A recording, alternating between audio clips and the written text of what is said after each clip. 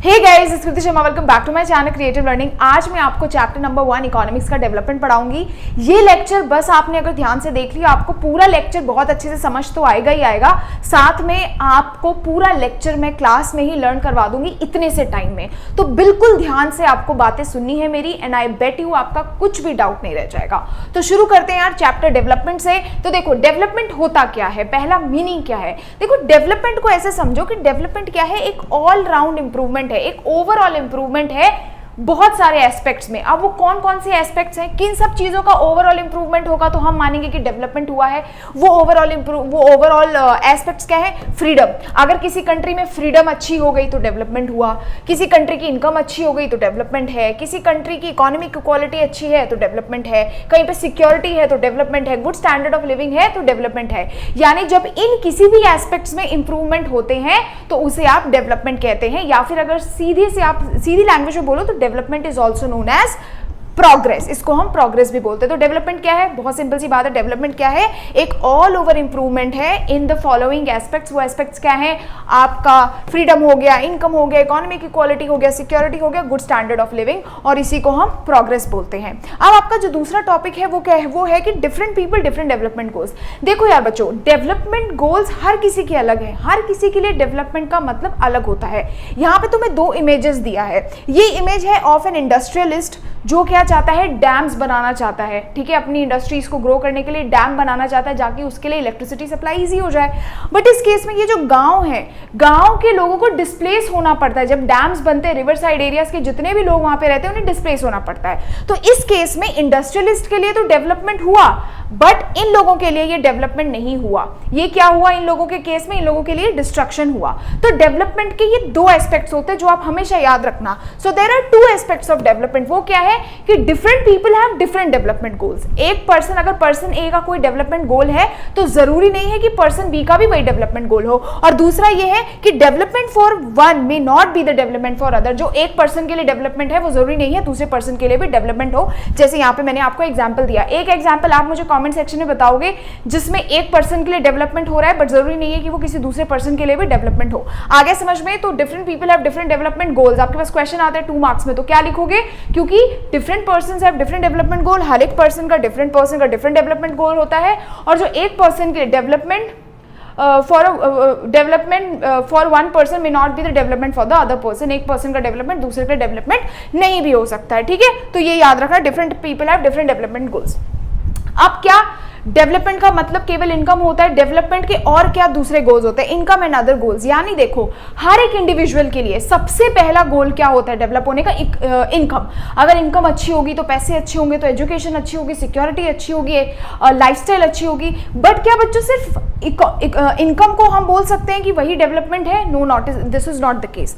Income के अलावा भी दूसरे गोल्स हैं जो लोगों को चाहिए होते हैं। Basically it's mix of both. अब यहाँ पे ये मिक्स ऑफ बोथ क्या है, यानी मटेरियलिस्टिक इनकम हो गई और नॉन मटेरियलिस्टिक चीजें जैसे फ्रीडम हो गया, रेस्पेक्ट हो गया, इक्वालिटी हो गई, ये सारी चीजें भी मैटर करती है। तो इनकम एंड अदर गोल्स में क्या है कि मोस्ट इंपॉर्टेंट कंपोनेंट डेवलपमेंट का इनकम होता है। हर एक किसी में एक इंडिविजुअली सबसे पहले इनकम चेस करता है, एक अच्छी सैलरी, इनकम चेस करता है। दूसरा, नॉन मटेरियल थिंग्स भी चेस करता है, जैसे equal treatment, freedom, security, respect. अब मान लो एक एग्जाम्पल है कि एक पर्सन है जो कहीं पे जॉब करने गया है बहुत दूर, वहां पे उसकी इनकम तो अच्छी है लेकिन उसके साथ इक्वालिटी नहीं होती है, उसको रेस्पेक्ट नहीं मिलती है। तो क्या ये इसके लिए एक अप्रोप्रिएट चीज है? नहीं। ये डेवलपमेंट में और क्या सीख करेगा, इनकम के साथ साथ अच्छी इक्वालिटी, अच्छा वर्क कल्चर, ये सारी चीजें सीख करेगा। तो अगर आपको पूछा जाए income and other development goals, आप लिख सकते हो income is one of the major components of development, but इसके अलावा भी बहुत सारी ऐसी चीजें होती है, non material things, equal treatment, freedom, security, respect, which people chase for. इसीलिए डेवलपमेंट इज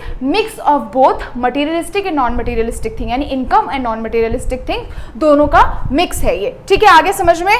अब देखो, अब नेशनल डेवलपमेंट क्या है। अभी हमने क्या पढ़ा, इंडिविजुअल डेवलपमेंट, कि पर्सनल इंसान क्या सोचता है डेवलपमेंट के बारे में, पर्सनल इंसान डेवलपमेंट में इनकम के अलावा क्या सोचता है। बेटा सेम ऐसे ही होता है आपके नेशनल डेवलपमेंट की। नेशन की डेवलपमेंट कब होता है, कब हम बोलेंगे कि नेशन डेवलप हो गया। देखो, नेशन डेवलपमेंट के लिए भी सेम वही केसेस है जो एक इंडिविजुअल डेवलपमेंट के लिए। जैसे इंडिविजुअल लेवल पे डेवलपमेंट वेरी कर सकता है, सेम बच्चों ऐसे नेशनल लेवल पे भी डेवलपमेंट वेरी कर सकता है।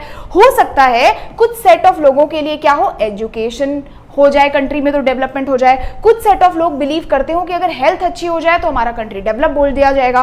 कुछ लोगों के लिए नेशनल डेवलपमेंट हो सकता है कि एम्प्लॉयमेंट आ जाए। ये सारी चीजें, मतलब जैसे हमारे लिए इंडिविजुअल लेवल पे डेवलपमेंट की डेफिनेशन अलग थी, वैसे नेशनल लेवल पे भी अलग अलग लोगों की एक्सपेक्टेशंस होती है। बट अगर डेवलपमेंट की डेफिनेशन पूछी जाए तो आपके लिए क्या लिखोगे? The ability of a country to improve the living standard of its citizen. Simple सी बात है, अगर किसी कंट्री में सिटीजन का लिविंग स्टैंडर्ड इंप्रूव हो रहा है तो वो एक नेशनल डेवलपमेंट हो रहा है, ठीक है। तो उसी को हम क्या बोलते हैं? National development. इसको दिमाग में बैठा लेना।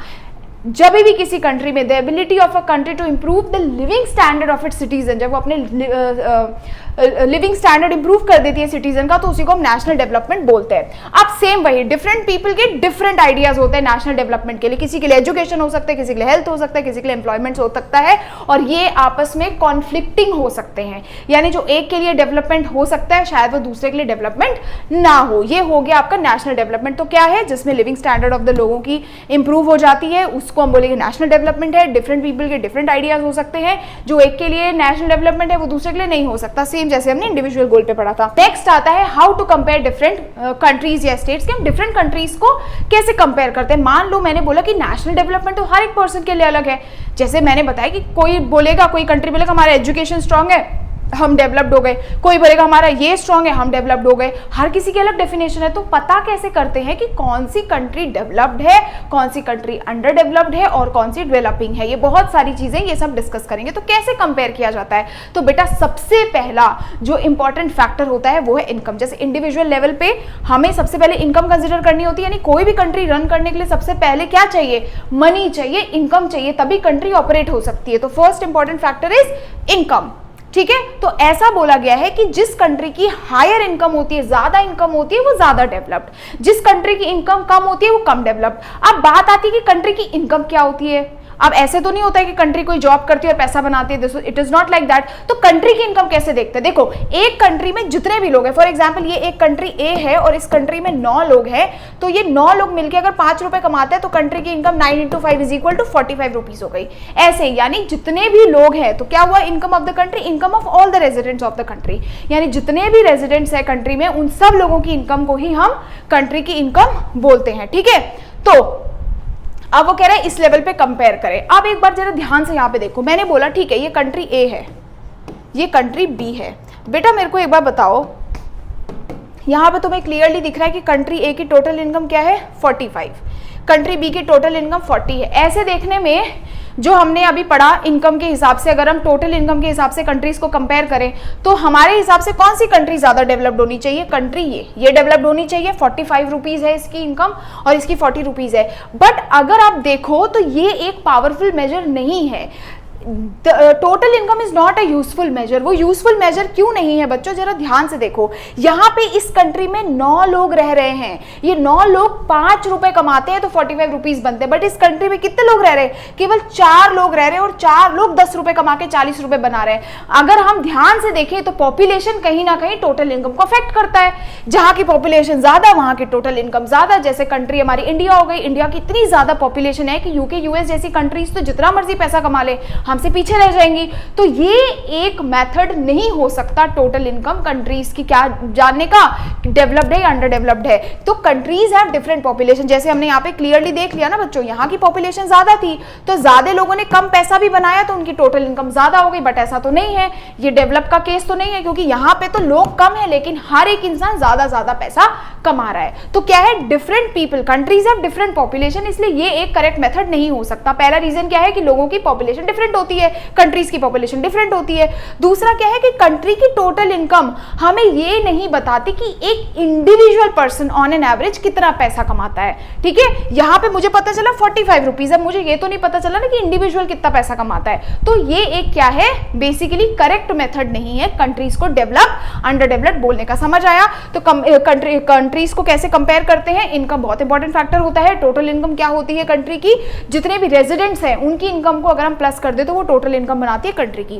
टोटल इनकम यूजफुल मेथड क्यों नहीं है? एग्जाम में आए अगर क्वेश्चन तो ये डायग्राम बना के आना, पूरा डायग्राम चिपका देना, पूरे नंबर टीचर तुम्हें देगा। क्यों नहीं है इंपॉर्टेंट? क्योंकि पहला, कंट्रीज की डिफरेंट डिफरेंट पॉपुलेशन है। इंडिया जैसी कंट्री में लोग 2-2 रुपए भी कमाएंगे तो बहुत ज्यादा टोटल इनकम हो जाएगा, बाकी कंट्रीज की तो पॉपुलेशन इतनी नहीं है, ठीक है। दूसरा क्या है कि comparing total income of a country does not tell us कि एक इंडिविजुअल कितना अमाउंट अर्न करता है, तो ये फेयर वे नहीं है, ठीक है। तो फिर हम कैसे कंपेयर करेंगे?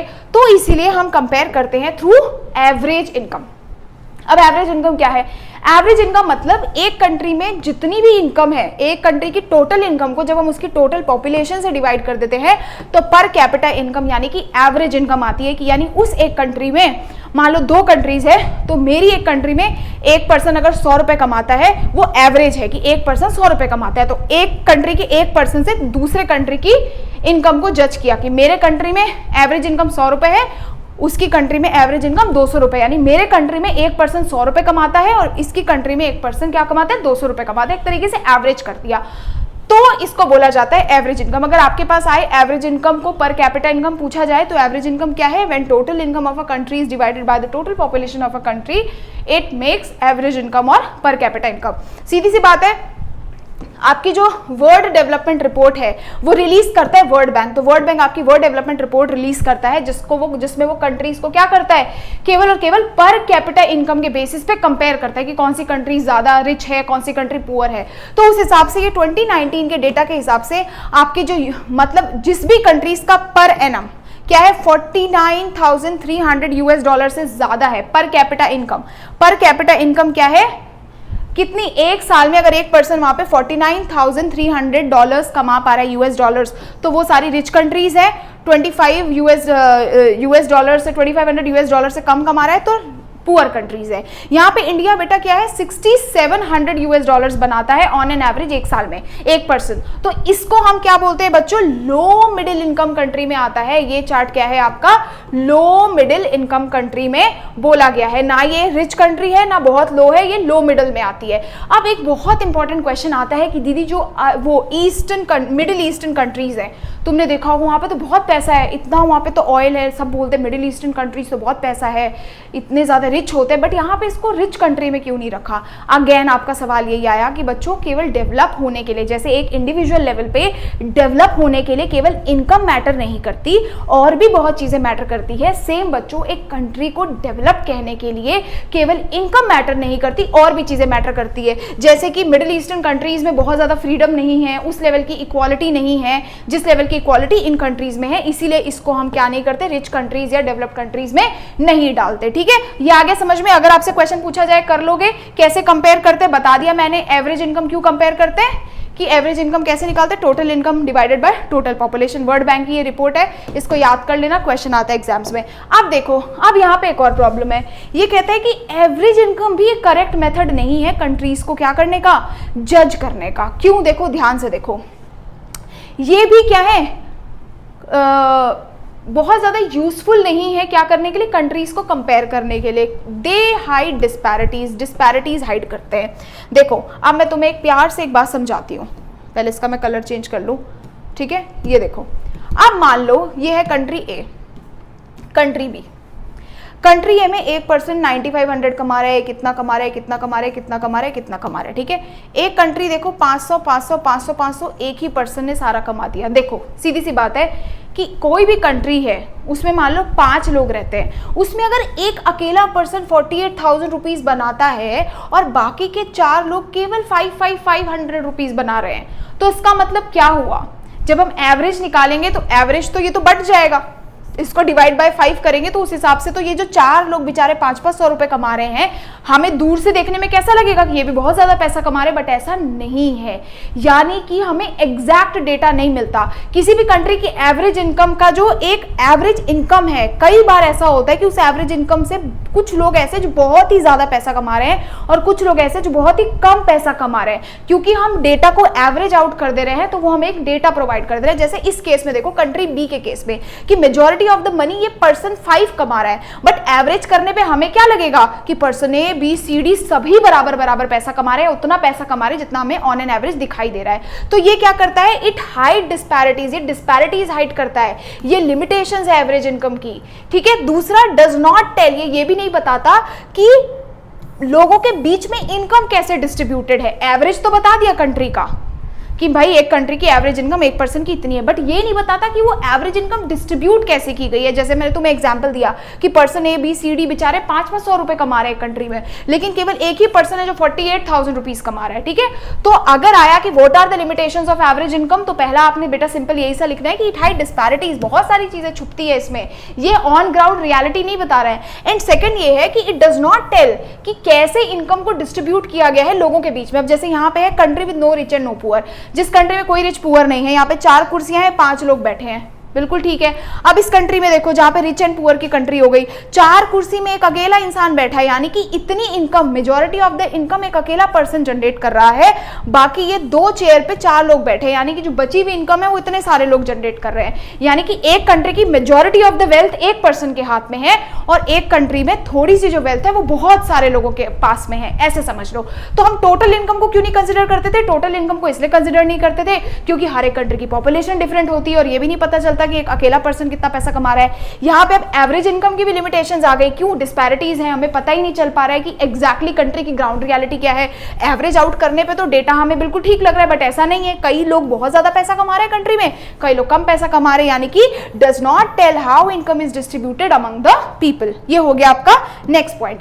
अब आया इनकम एंड अदर क्राइटेरिया। जैसे मैंने तुम्हें बताया था कि इनकम एक लौता क्राइटेरिया नहीं होता कंट्री को डेवलप या अंडर डेवलप बताने के लिए, उसके अलावा दूसरे क्राइटेरियाज भी होते हैं बच्चों। जैसे यहाँ पे एक टेबल दिया हुआ है, ठीक है, हरियाणा, केरला, बिहार। अब एक बार इस टेबल को ध्यान से देखोगे तो तुम्हें लगेगा कि हरियाणा की पर कैपिटा इनकम सबसे ज्यादा है, इनकम वाइज तो हरियाणा सबसे ज्यादा रिच स्टेट में आ गया। लेकिन रियलिटी क्या है? जैसे पर्सनल लेवल पे हमारे डेवलपमेंट के इनकम के अलावा दूसरे गोल्स थे, वैसे कंट्री के भी हैं। तो रियलिटी लेवल पे अगर देखा जाए तो ये आपका एनसीईआरटी का टेबल है। इसमें देखो, इसमें है बहुत सारी और चीजें जो मैटर करती है। पहले मैं ये बताती हूँ, फिर हम टेबल देखेंगे। इन्फेंट मॉर्टेलिटी रेट क्या होता है कि कितने बच्चे ऐसे हैं जो 1 साल की एज कंप्लीट करने से पहले ही मर जाते हैं, यानी पर 1000 में ऐसे कितने बच्चे हैं जो हजार बच्चों में से कितने बच्चे ऐसे हैं जो 1 साल कंप्लीट होने से पहले ही जिनकी डेथ हो जाती है, उसको इन्फेंट मॉर्टेलिटी रेट कहते हैं। दूसरा क्या है? लिटरेसी रेट, कितने परसेंटेज ऑफ द लोग हैं जो पढ़े लिखे हैं, यानी 7 साल और उनसे ऊपर के कितने एज के लोग किसी स्टेट में पढ़े लिखे हैं। नेट अटेंडेंस रेशो क्या है कि कितने ऐसे बच्चे हैं age group of 14-15 years attending school, जो कितने परसेंट बच्चे क्या करते हैं, स्कूल अटेंड करते हैं किसी भी स्टेट में, ठीक है। ये आया समझ में। अब एक बार जरा ऊपर देखो, केरला का इन्फेंट मॉर्टेलिटी रेट देखो, सबसे कम किसका है? मैं इसको मार्क करती चली जाती हूँ। सबसे कम इन्फेंट मॉर्टेलिटी रेट किसका है? केरला का, यानी केरला में सबसे कम बच्चों की डेथ होती है जो 1 साल से नीचे हैं। सबसे ज्यादा लिटरेसी रेट किसका है? सबसे ज्यादा लिटरेसी रेट है केरला का, यानी 94% लोग ऐसे हैं जो केरला में पढ़े लिखे हैं। और नेट अटेंडेंस रेशो क्या है? 83 है केरला का, यानी केरला में सबसे ज्यादा पर 100 पर्सन्स में सबसे ज्यादा क्या करते हैं, केरला के स्टूडेंट्स क्या करते हैं, स्कूल अटेंड करते हैं। अब इस केस में देखो, हरियाणा और बिहार में ये हाल बहुत बुरा है, यहाँ पे 7 है, यहाँ पे इन्फेंट मॉर्टेलिटी रेट 30 है, यानी ज्यादा है। तो क्या सिर्फ पैसे की वजह से हरियाणा स्टेट नंबर 1 हो जाएगा? नहीं बच्चों, क्योंकि उसका इन्फेंट मॉर्टेलिटी रेट भी बहुत खराब है और इसका अटेंडेंस रेशो यानी एजुकेशन भी अच्छी नहीं है, और ना ही लिटरेसी रेट उतना बेहतर है, इसीलिए ऑल ओवर हम केरला को नंबर 1 करते हैं। आगे समझ में ये 3 चीजें पढ़ लेना, 1-1 मार्क्स में आ जाती है, infant mortality rate, literacy rate और आपके नेट अटेंडेंस रेशो, ये 3 चीजें, ठीक है। तो आपको समझ आ गया कि क्यों कंपेयर किया जाता है, आगे समझ में। अब देखो next year public facilities. Public facilities क्या होती है? पब्लिक फैसिलिटीज का क्या मतलब है? जो गवर्नमेंट हमें प्रोवाइड करती है collective benefit of the society, यानी कि सोसाइटी के कलेक्टिव बेनिफिट के लिए जो भी चीजें गवर्नमेंट हमें प्रोवाइड करती है उसको हम पब्लिक फैसिलिटीज बोलते हैं। फॉर एग्जाम्पल, अभी हमने एक एग्जाम्पल पढ़ा कि हरियाणा में एजुकेशन बहुत कम है, लिटरेसी रेट कम है, बच्चे स्कूल कम जाते हैं। इसके लिए क्या कर सकते हैं हम? क्या कर सकते हैं इस चीज के लिए? गवर्नमेंट क्या करेगी, ज्यादा से ज्यादा स्कूल्स खोल सकती है, वहां पे गवर्नमेंट के केरला में स्कूल्स बहुत है, इस वजह से एजुकेशन अच्छी है, गवर्नमेंट ने केरला में हॉस्पिटल्स अच्छे कर रखे इसलिए वहां पे इन्फेंट मॉर्टेलिटी रेट कम है। तो इसीलिए बोला जाता है कि money can not buy all the goods and services that one may need to live, यानी कि हमें जो जिंदगी जीने के लिए चाहिए, मनी सब कुछ नहीं खरीद सकता बेटा, मनी हमारे पॉकेट में सब कुछ नहीं खरीद सकता, जैसे कि पोल्यूशन फ्री एनवायरनमेंट नहीं खरीद सकता, हमें इन्फेक्शन से नहीं बचा सकता। तो वैसे ही अगर मान लो कल को सोसाइटी में प्रॉब्लम हो जाए, रॉबरी की प्रॉब्लम हो जाए, तो वहां पे गवर्नमेंट ने कुछ फैसिलिटीज प्रोवाइड किए हैं, अच्छे पुलिस स्टेशंस हैं जो हमारे लिए हेल्प करते हैं, हॉस्पिटल्स हैं जो हमें क्या करते हैं, लोगों की मदद करते हैं, लोगों को सेफ करते हैं बाकी इंजरी से। अब हरियाणा में वो एजुकेशन और हेल्थ फैसिलिटीज उतनी अच्छी नहीं है जितनी केरला में है। तो इसीलिए बोला गया है कि money can not buy all the happiness, और यहीं पे आता है पब्लिक फैसिलिटीज का एंड यहीं पे public facilities important role play करती हैं। जितना ज्यादा गवर्नमेंट किसी भी स्टेट में पब्लिक फैसिलिटीज प्रोवाइड करेंगी, उतना ही ज्यादा वो स्टेट बेटा डेवलप होता जाएगा, उतना ही उसका इन्फेंट मोर्टेलिटी रेट कम होता जाएगा, एजुकेशन बढ़ता जाएगा, लिटरेसी रेट बढ़ता जाएगा। आगे समझ में देखो, केरला का लो इन्फेंट मोर्टेलिटी रेट है, मैंने क्यों बताया, क्योंकि बेसिक हेल्थ एंड एजुकेशन बहुत अच्छे से वहां पे प्रोवाइड की गई है, एडिक्वेट है यानी इनफ है। दूसरा पब्लिक डिस्ट्रीब्यूशन सिस्टम, एक आपके पास आता है पब्लिक डिस्ट्रीब्यूशन सिस्टम, यानी जो राशन शॉप्स होती है, बट ये ऐसी शॉप्स हैं जो राशन नॉर्मल शॉप से कम में गरीब लोगों को प्रोवाइड करती हैं। तो ये पब्लिक डिस्ट्रीब्यूशन बेटा तमिलनाडु में बहुत अच्छा है। तमिलनाडु में अच्छा है तो ऑब्वियसली बात है, जब आपको खाने को अच्छा मिलेगा आपकी हेल्थ की प्रॉब्लम उतनी नहीं होगी, तो तमिलनाडु में तो ये सिस्टम स्ट्रांग है।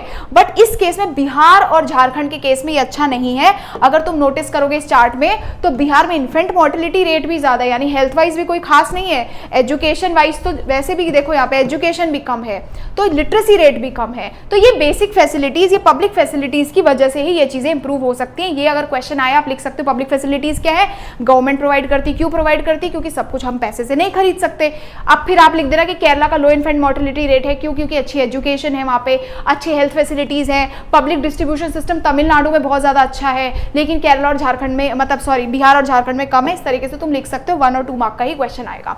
अब एक टॉपिक आता है आपका body mass index. Body mass index क्या होता है, बहुत सिंपल सी बात है, देखो कभी भी एक इंटरनेशनल मेथड है बेसिकली कैलकुलेट करने का कि एक पर्सन अंडर न्यूट्रिशन है या न्यूट्रिशन है, यानी वो ठीक है या नहीं है, हेल्दी है या अनहेल्दी है। तो बीएमआई कैलकुलेट करने का फॉर्मूला लिख लो, बोर्ड एग्जाम में 1 मार्क का क्वेश्चन आता है ये कि weight in KG plus height in meters. मान लो मेरा वेट है 55 केजीज, तो 55 केजीज और height in meters, 157 centimetre height है मेरी, तो तुम उसको कैलकुलेट कर लेना, मतलब अपना कैलकुलेट करना, मेरा नहीं कि कितना बनता है, ठीक है। तो अगर तुम्हारा डेटा 18.5 से कम आ रहा है बेटा तो तुम अंडर न्यूट्रिशन हो, अगर तुम्हारा 25 से ज्यादा आ रहा है तो तुम क्या हो, ओवरवेट हो, ठीक है। तो इस तुम्हारा डेटा इन दोनों के मिडिल में फॉल करना चाहिए, तब तुम क्या होगे, एक प्रॉपर कैटेगरी में फॉल करोगे। ये इमेजेस भी बना दिए मैंने, ठीक है। फिट, ये अंडरवेट, फिट, ओवरवेट जो भी है देख लेना। तो बॉडी मास इंडेक्स क्या है, इंटरनेशनल मेथड है डिटरमाइन करने का कि एक जो पर्सन है वो अंडर न्यूट्रिशन है या नहीं है। वेट को केजी में लेना है, हाइट को मीटर्स में लेना है। 18.5 से कम आया तो मतलब अंडर न्यूट्रिशन है, 25 से ज्यादा आया तो ओवरवेट है। लास्ट टॉपिक है आपका, इसके बाद एक और है ह्यूमन डेवलपमेंट रिपोर्ट क्या है। देखो ह्यूमन डेवलपमेंट रिपोर्ट कौन रिलीज करता है, रिलीज करता है the United Nations Development Programme, UNDP release करता है human development report.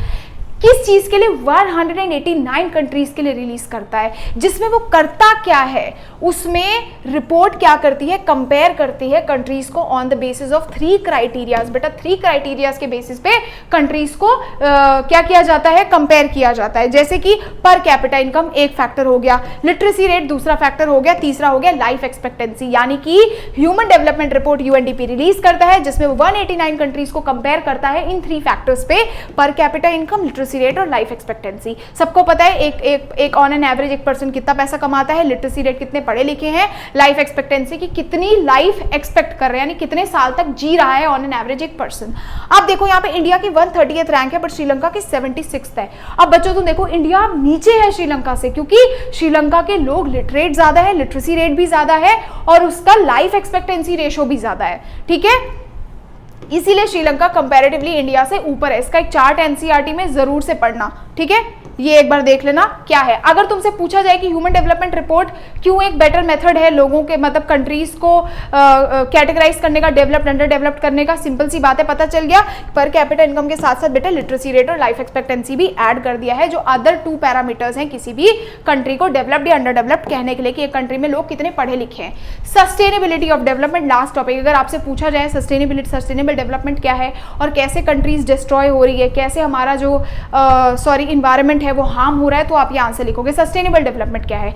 Sustainable development यानी जब हम डेवलपमेंट ऐसा करें कि प्रेजेंट की नीड्स भी फुलफिल हो जाए और फ्यूचर जनरेशन की नीड्स कॉम्प्रोमाइज भी ना हो। So the sort of development which meets the needs of the future meet the needs of the present without compromising the needs of the future generation। ठीक है, एक बहुत फेमस कोट था कि ये जो हमने हमारा अर्थ है ना, ये वो नहीं किया है, फोर फादर ने हमें दिया नहीं है, इनहेरिट नहीं किया, हमने बोरो किया अपनी फ्यूचर जनरेशन से। ठीक है, तो इसको हम सस्टेनेबल डेवलपमेंट कहते हैं। याद रखना, बहुत सिंपल सा है।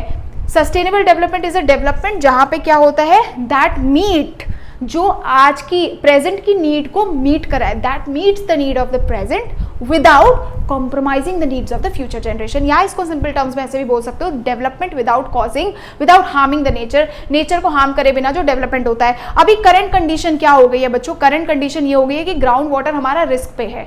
हमारे डेवलपमेंट के चक्कर में हमने इतना ज्यादा अपने नेचर को, इतना ज्यादा एनवायरमेंट को हार्म कर दिया है कि ये 4 फैक्टर्स है जो आप लिखोगे।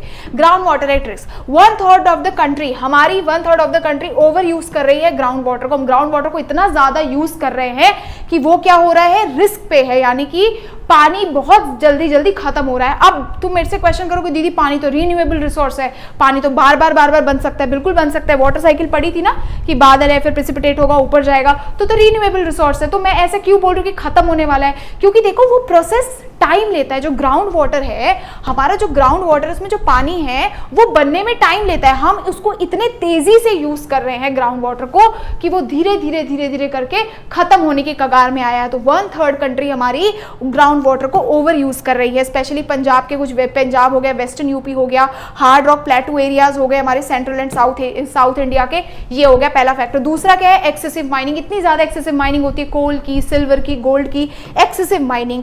क्रूड ऑयल को एक्सट्रैक्ट कर रहे हैं, क्रूड ऑयल हमारा एक्सट्रैक्शन हो रहा है। इसमें एक डेटा आया था वर्ल्ड एनर्जी रिव्यू की तरफ से 2018 में, उन्होंने बोला जो क्रूड ऑयल रिजर्व्स है ना वो इतनी लिमिटेड रह गई है वर्ल्ड में कि अगले नेक्स्ट 50 ईयर्स में वो सारी की सारी क्या हो जाएंगी, एग्जॉस्ट हो जाएंगे। हम उसको इतना ज्यादा डिप्लीट कर रहे हैं। ठीक है, फैक्ट्रीज हो गई, फैक्ट्रीज इतनी ज्यादा बन गई डेवलपमेंट के चक्कर में कि ऐसे ऐसे स्मोक और केमिकल्स, हार्मफुल गैसेस क्या कर रही है, इन्वायरमेंट में इंड्यूस कर रही है, जिससे इन्वायरमेंटल पोल्यूशन हो रहा है। लास्ट है वाटर एंड एयर पोल्यूशन। आपको पता है फैक्ट्रीज और एयर से जो पोल्यूशन निकलता है, वाटर एंड एयर पोल्यूशन। तो सस्टेनेबिलिटी डेवलपमेंट में अगर क्वेश्चन आया तो आप बहुत इजीली इसको अटेम्प्ट कर सकते हो। तो यार बस ये 2-3 चीजें दिमाग में रख लेना। सबसे पहले जो मैंने बताया कि एवरेज इनकम, नेशनल इनकम, ये पढ़ लेना। दूसरा, तुम जितने भी तुम्हारे डेवलपमेंट, एक के लिए डेवलपमेंट है दूसरे के लिए नहीं है, ये एग्जाम्पल्स आ सकते हैं, इस पर कॉम्पिटेंसी क्वेश्चन आ सकते हैं, ये सारे तुम अच्छे से सॉल्व कर लेना। Till then thank you so much and bye bye, God bless you.